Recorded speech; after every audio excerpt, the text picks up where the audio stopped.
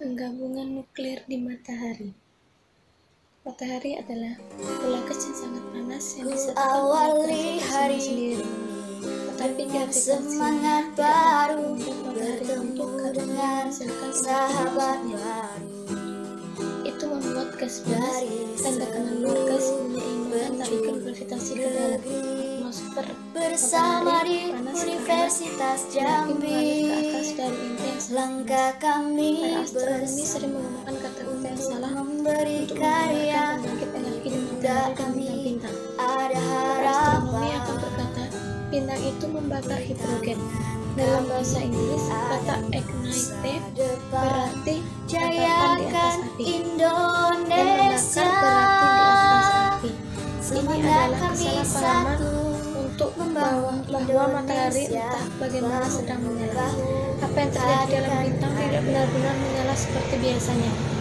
Matahari ditenagai oleh reaksi nuklir yang terjadi di dekat pusatnya. Gas di sana benar-benar sterionisasi, yaitu elektron tidak terikat pada inti atom, dan gas adalah subatom dari partikul yang bergerak cepat bertabrakan satu sama lain di lokasi yang sangat tinggi. Poin yang pertama yaitu energi pengikat nuklir. Matahari menghasilkan energinya dengan memutus dan menghubungkan kembali ikatan antara partikel-partikel di dalam inti atom. Ini sangat berbeda dari cara Anda menghasilkan energi dengan membakar kayu sebagai pengganti.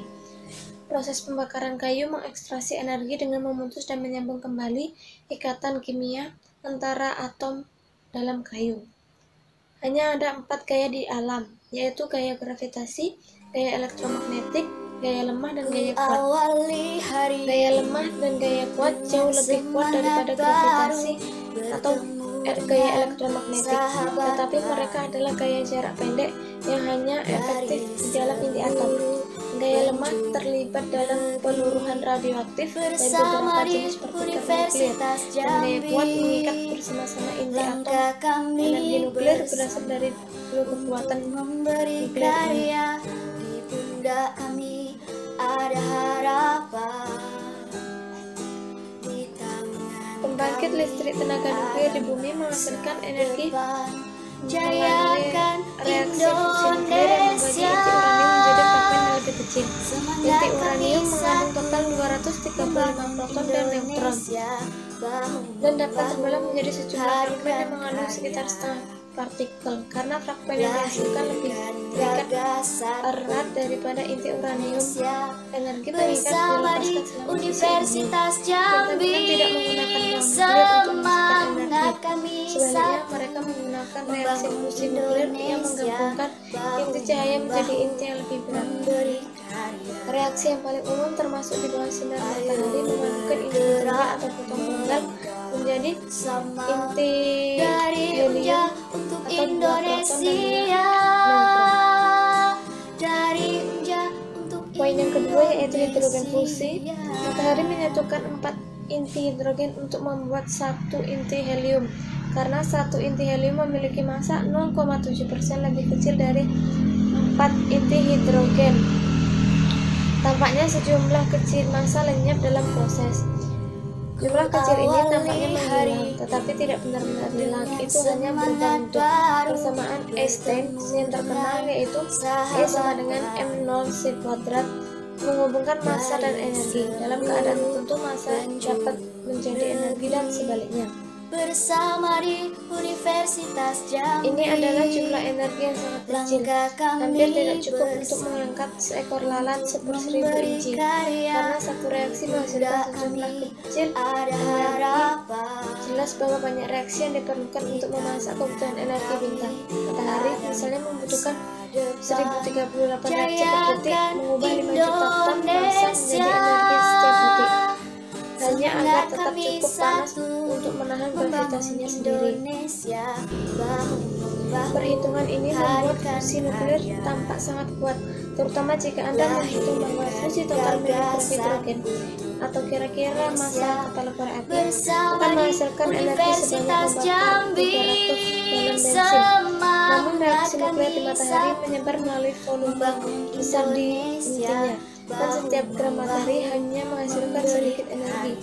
Seorang dengan massa normal mengonsumsi makanan normal menghasilkan sekitar 4000 kali lebih banyak panas per gram daripada materi di inti matahari. Matahari menghasilkan banyak energi karena intinya mengandung banyak gram materi. Sangat tidak mungkin bahwa 4 inti hidrogen akan bertabrakan secara bersama, tetapi proses tersebut dapat berlanjut selangkah demi selangkah dalam rantai 3 reaksi rantai proton-proton. Rantai proton-proton adalah serangkaian 3 reaksi nuklir yang membangun inti helium dengan menambahkan bersama proton. Proses ini dapat bekerja pada suhu serendah 5 juta Kelvin, tetapi efisien pada suhu di atas 10 juta Kelvin. Energi muncul dalam bentuk sinar gamma, positron, neutrino, dan energi gerak partikel. Sinar gamma memancarkan gas di sekitarnya dengan membantu menjaga tekanannya. Positron yang diproduksi dalam reaksi pertama bergabung dengan elektron bebas. Kedua partikel menghilang, mengubah massa mereka menjadi sinar gamma yang juga memanaskan gas. Selain itu, ketika fusi menghasilkan inti baru, mereka terbang berpisah dengan kecepatan tinggi. Energi gerak ini membantu menaikkan suhu gas. Neutrino menyerupai foton, kecuali bahwa mereka hampir tidak pernah berinteraksi dengan partikel lain. Neutrino rata-rata dapat melewati tanpa hambatan melalui dinding timah setebal 1 tahun cahaya. Akibatnya neutrino tidak membantu memanaskan gas, tetapi berlari keluar dari bintang dengan kecepatan hampir sekitar 2% dari energi yang dihasilkan. Meskipun demikian, proton di bawah sinar matahari tidak bergerak cukup cepat untuk mengatasi penghalang pelong. Mekanika kuantum menggambarkan partikel yang bergerak sebagai gelombang, dan jika itu benar, maka ada kemungkinan kecil bahwa proton yang bertabrakan dapat menembus terowongan pelong dan bergabung. Jika Anda dapat mengikuti satu proton di inti matahari, Anda harus melihatnya bertabrakan dengan proton lain jutaan kali per detik. Tetapi Anda harus mengikuti sekitar 1 miliar tahun sebelum terjadi terowongan melalui penghalang kolom dan menggabungkan dengan proton lain. Jadi langkah pertama dalam rantai proton-proton sangat tidak mungkin. Langkah kedua hanya membutuhkan waktu sekitar 6 detik, dan helium melebur di langkah ketiga hanya dalam 1 juta tahun. Itu sebabnya reaksi nuklir di matahari hanya terjadi di dekat pusat, di mana gasnya panas dan padat. Suhu tinggi memastikan bahwa beberapa tabrakan antara inti cukup keras untuk memungkinkan proton menembus penghalang kolom. Kepadatan tinggi memastikan bahwa ada cukup tabrakan, dan dengan demikian cukup reaksi untuk memenuhi kebutuhan energi matahari. Poin yang ketiga yaitu transportasi energi di matahari. Sekarang Anda siap mengikuti energi dari inti matahari ke permukaan, hanya sekitar 5800 Kelvin. Permukaan matahari relatif dingin dibandingkan dengan pusatnya, yaitu lebih dari 10 juta Kelvin, sehingga energi harus mengalir keluar dari inti. Karena intinya sangat panas, fotonnya pada sinar gamma. Setiap kali sinar gamma bertemu dengan elektron, ia dibelokkan atau tersebar ke dalam arah acak, dan saat memantul, perlahan-lahan melayang keluar menuju permukaan. Karena proses itu membawa energi ke dalam bentuk radiasi, para astronomi menyebut bagian dalam matahari sebagai zona radiasi. Bayangkan memilih satu sinar gamma dan mengikutinya ke permukaan, karena sinar gamma Anda tersebar berulang-ulang oleh gas panas.